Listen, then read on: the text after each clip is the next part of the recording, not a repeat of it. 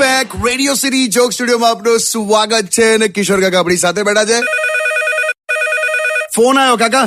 उपाड़ सरकार तरफ थी फोन से बोलो किशोर काका अभी और कितनी एप्लीकेशन बंद करनी है बोलो. તમને પૂછીને કરે બધું. ઉભા રહો.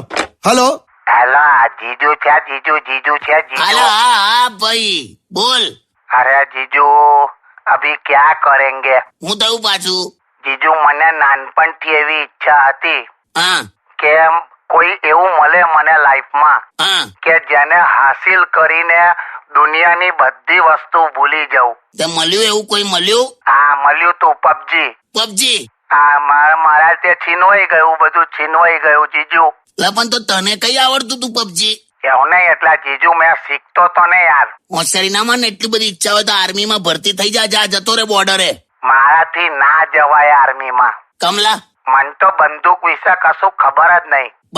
બંદૂકનું મોઢું કઈ બાજુ રાખીને ફોડવાનું ને એ જ નથી ખબર મને.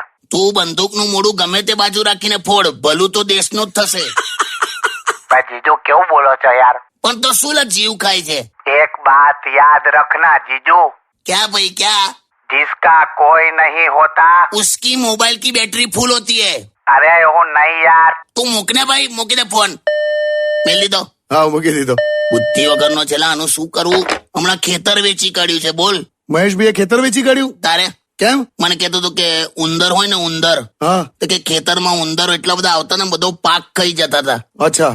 બહુ નુકસાન થતું. તો કે જોયું જીજુ, મેં હવે ખેતર જ વેચી કાઢ્યું. હવે તમે જોજો કે ઉંદર ભૂખે મરશે. બોલે એને એવું પણ ના ખબર પડી કે ઉંદર નહીં, તું ભૂખે મરીશ. અરે બાપ રે. હું કરવાનું? ગીત વગાડ. Only on Radio